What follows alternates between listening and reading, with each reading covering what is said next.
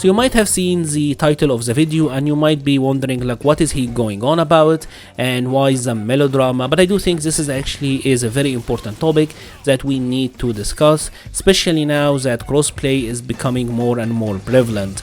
Hello everyone and welcome to a new video. MC Mura here, and in today's video we're gonna talk about how a game like Street Fighter V can effectively have three different versions. There are three different Street Fighter Vs. The one that we saw at EVO, the one that is being played on PlayStation with 4 to 5 frames of input delay and kind of some frame drops here and there. There is the one that is being played on PC with the default setting, and I want to highlight default. This means regular monitor and having VSync on, and there is a game that a lot of the high level players play with the high refresh rate monitors and VSync off. And trust me when I say this, the meta, the character balancing, and even the how the game is fundamentally played are totally different. This is actually something that I have been thinking about for a while now, and obviously if you have watched EVO then you have seen a lot of talk about how the PC version is better than PlayStation. A lot of pros are really hating that they had to play on the PlayStation version. Even obviously there is a lot of talks about IDOM, LoRa, PlayStation. I mean, we're not really here to discuss that, you have probably seen it.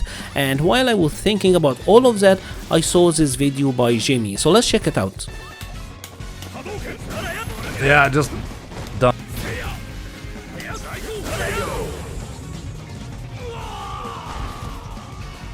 Every single fireball, even close-up V-Trigger 1 fireballs, get punished on reaction. Can't win! I legit cannot win if I meet a player on the perfect setup with a reaction speed like that. Because the game wasn't designed with that in mind. It was simply not designed with this in mind. So if you don't understand what is going on here, if you have Street Fighter V on PC, by default the game will run with VSync on. And VSync is an option that is pretty much there to prevent screen tearing, and you can change it or turn it off in the game. There is no option for that. The default for the game, the way it was intended to be played, is with VSync on. Unfortunately, VSync as a graphical option will inherently induce some input delay. So the game by default on PC with VSync will run with maybe around 4 frames of input delay. What players do is that they will change the configuration files of the game and turn it off, and with it off obviously you will have some screen tearing, but the input delay will go down drastically. We're here talking about 1 frame or 2 frames of input delay. Then they will turn on G-Sync if you're on Nvidia, or if you're on AMD they will turn on FreeSync. It's pretty much the same thing. It's an alternative solution, and that will take care of the screen tearing issue but will not induce the input delay. So right now players who do that are running the game with 1 or 2 frames of input delay, while players on default PC is maybe on 4 frames, players on PlayStation are closer to 5. This means that they have substantial advantage over everyone else. The players who have the reduced input delay will have easier time checking dashes, they will have easier time anti-airing, they will have easier time with punishing, and they will have easier time hit confirming. Pretty much any action that will require a reaction from the player, it will be easier to do on that version. And unfortunately this will actually fundamentally change not only the balancing of the game but how the game is meant to be played. Here in the video Jimmy was talking about Cody's V-Skill 2. The game was designed with 4 or 5 frames input delay in mind. Cody will actually be invincible after frame 2, right? And that's why he will not get hit. That's when he will be able to bypass the fireballs. So maybe they figured with 4 or 5 native input delay plus the 2 frames, this means that the players will have like a 7 frame window once they have actually pressed the button, and this was designed so that Cody can't really do it every time. Like you have to read the fireball to an extent. But what is going on is that with BC and with VSync off, the player, obviously Ending Walkers is an amazing player, but someone with his reactions is able to do it every single time.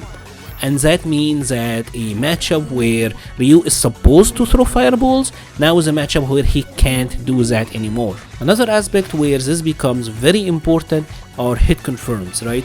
Because you have characters that were not supposed to be able to hit confirm, but now are actually able to, and this will significantly change the balancing. For example, a character like Ken, his crouching medium kick has a 17 frame cancel window. That is actually one of the most generous in the game. Ken is supposed to be able to hit confirm his crouching medium kick even on the regular PC or PlayStation because the input window is big enough, while other characters, for example like Cammy, who had a 15 frame hit confirm on her own crouching medium kick, she was not supposed to be able to do that. If you go to the earlier version of the game, or even on PlayStation period, no one is hit confirming Cammy's crouching medium kick. But now with the low input latency of the enhanced setup, that is now possible. So a character like Cammy pretty much gained an option that she was not supposed to have. You have others, for example, like Nicoli, his crouching medium kick is 14 frames. Nicoli was never intended to be able to hit confirm it. He was always intended to just do it and then cancel into the axe kick. And if it happened to hit, he super cancels. But now at 14 frames, some players will actually be able to do it on a low enough latency setup. So it's at this point where you really have to think whether that is good for the game or not. On the one hand, you want to play the games that have the best input delay, because then it's easier to check dashes, it's easier to check anti-airs, it's easier to whiff punish. The neutral game becomes much better, and that is obviously good. But that will also come with hit confirms being ultra important, every hit leading to a knockdown, and character balancing being thrown out of the window pretty much. Or I don't want to be that extreme, but some characters will have to fundamentally change how they play, and the game just wasn't meant for that.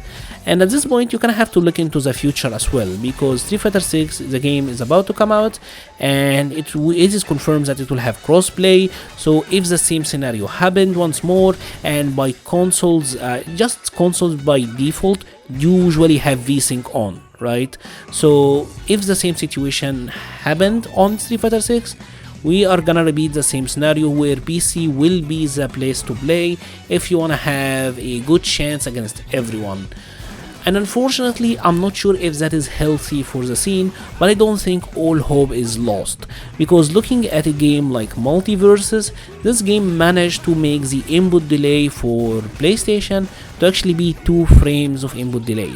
And if we can get Street Fighter 6 and its input delay to be something around that, I think that would be fantastic, because even then, if you're running like the best setup ever, because ultimately consoles will never be comparable to PC. PC will always have the advantage, so if we can get the consoles to run at something comparable to like 2 frames or even like 3 frames of input delay on Street Fighter 6, that would be great. I think another solution they can do, and unfortunately this one is a little bit anti-players, but it is that maybe the game will have to check its files, so that if you have something turned on or off, the game wouldn't allow you to go online. But I feel like this is such an extreme option, and probably one that will not be welcomed by players. But anyways, let me know your thoughts. Do you agree with the sentiment or not? Do you think we are at a point where the versions are just completely different games and how they're fundamentally played? I would love to hear your thoughts in the comment section below. I will be leaving a link to the Patreon, Discord, Twitter and Twitch pages in the description. Thank you so much for watching, and stay safe.